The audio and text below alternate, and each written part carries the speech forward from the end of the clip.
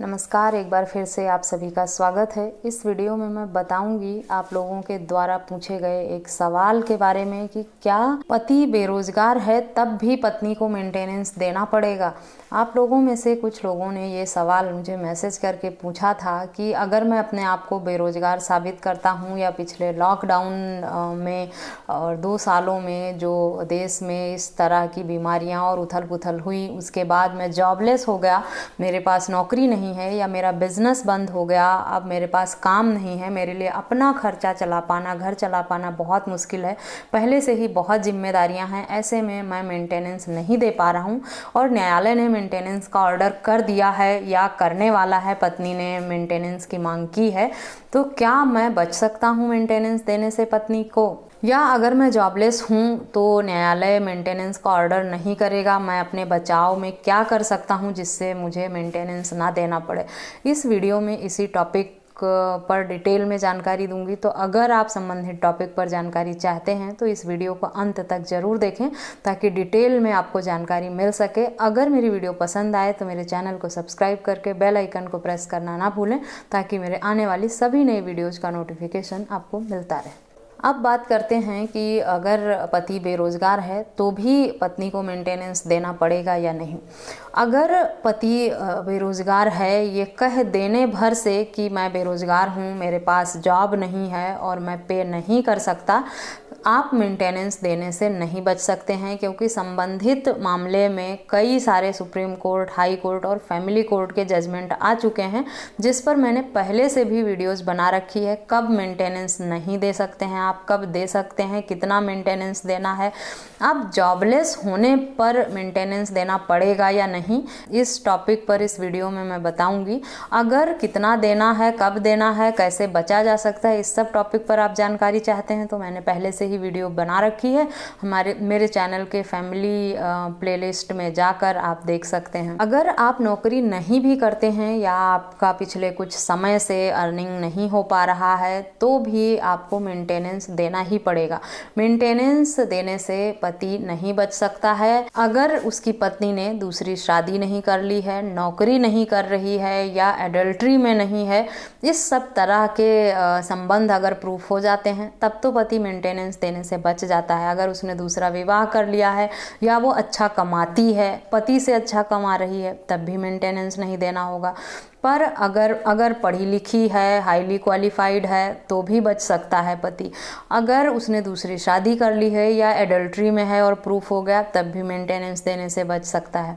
अगर पति ये सोचे कि सिर्फ पत्नी पढ़ी लिखी नहीं है, हाउसवाइफ है, पति पर ही डिपेंडेंट है, उसने कभी नौकरी नहीं की, उसका किसी के साथ कोई अफेयर नहीं है, सिर्फ उनके बीच में कोई विवाद हुआ है या गलतफहमी हुई है जिसकी वजह से वो दोनों अलग हो गए हैं, पत्नी का कोई पिछला रिकॉर्ड नहीं है कि उसने नौकरी किया है, ना वो ज़्यादा पढ़ी लिखी है, ना वो सक्षम है कमाने में, ना एडल्ट्री में है, ना दूसरी शादी की है, सिर्फ पति पर 498A DV एक्ट का केस कर रखा है इसीलिए और पति इसीलिए बचना चाहता है मेंटेनेंस देने से क्योंकि वो जॉबलेस है, उसका बिजनेस नहीं चल रहा, तो इस तरह के तथ्यों को देकर या प्रूफ करके भी आप मेंटेनेंस देने से नहीं बच सकते हैं। मेंटेनेंस तो आपको देना ही पड़ेगा अगर आपकी पत्नी सक्षम नहीं है तो। कितना देना पड़ेगा ये डिपेंड करता है कि आपकी लाइफस्टाइल कैसी है, आप कितना अर्न करते हैं और आपके परिवार में रिस्पॉन्सिबिलिटीज़ कितनी है। अगर आप ये कहते हैं न्यायालय में मैं कमाता नहीं हूँ इसलिए मेंटेनेंस नहीं दे सकता, लोगों ने अब बहाने करने शुरू कर दिए हैं, झूठी एफिडेविट लगा देते हैं न्यायालय में इसलिए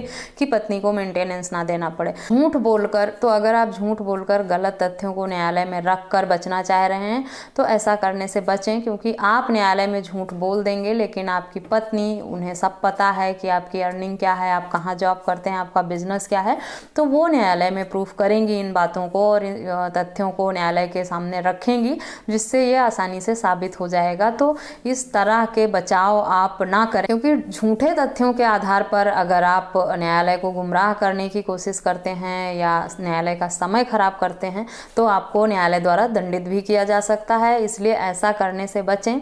और मेंटेनेंस पत्नी को आप जॉबलेस कहकर या बिजनेस बंद हो गया है ये कहकर देने से नहीं बच सकते हैं। आपको मेंटेनेंस देना पड़ेगा। न्यायालय आपसे यही कहेगा कि आप अपना खर्चा भी तो चलाते ही हैं, कैसे भी करके अपने परिवार का खर्चा चलाते हैं, खुद का भरण पोषण कर रहे हैं और सिर्फ पत्नी को नहीं दे सकते।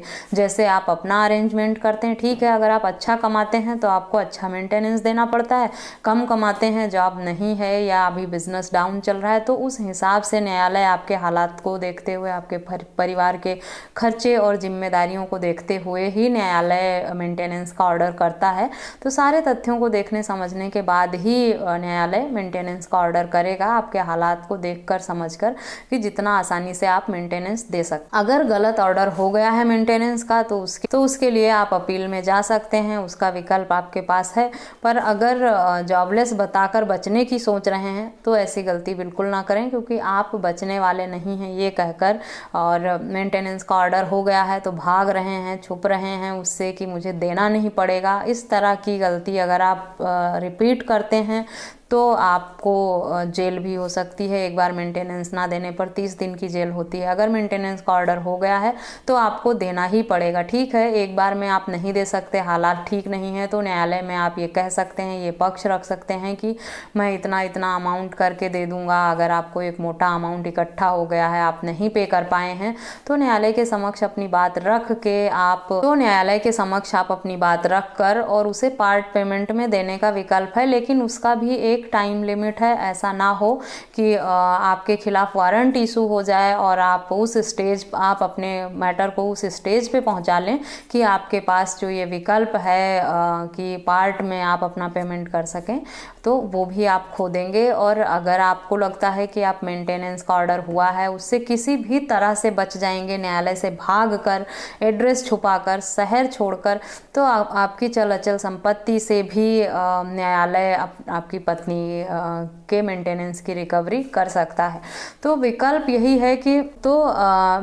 यही है आपके पास कि अगर आपकी पत्नी एलिजिबल नहीं है, शादी कर ली है कहीं या एडल्ट्री में है या सक्षम है, तो आप इन सब बातों को प्रूफ करिए। अपनी कमी ये ना बताइए कि मेरे पास जॉब नहीं है या मेरे पास बिजनेस अभी नहीं है, सब बंद हो गया है, क्योंकि ऐसा कहने से भी आपकी समस्या खत्म नहीं होगी। आपको मेंटेनेंस देना ही पड़ेगा जो न्यायालय ऑर्डर करेगी। इससे आप अपना बचाव नहीं कर पाएंगे। अगर आप मेंटेनेंस से बचना चाहते हैं तो किस किस तरह से बचना है उस क्राइटेरिया में, अगर आपकी वाइफ फिट होती हैं तो उसे प्रूफ करिए। अपने जॉबलेस होने का हवाला देकर या बिजनेस खराब होने का हवाला देकर आप मेंटेनेंस देने से कभी भी नहीं बच पाएंगे। और अगर इससे भागेंगे, ऑर्डर हो गया है, तो आपकी मुश्किलें और बढ़ती चली जाएंगी और आपको एक बड़ा अमाउंट देना पड़ेगा अगर आप एक बार में पे नहीं कर पाते हैं तो। और अगर आप पे नहीं कर पाते हैं तो न्यायालय आपकी संपत्ति से उसको रिकवर कर सकती है बेचकर। और अगर आप पकड़े गए तो आपको जेल भी हो सकती है 30 दिन की, एक बार मेंटेनेंस ना देने पर। ये सारे ऑप्शन आपके पास हैं।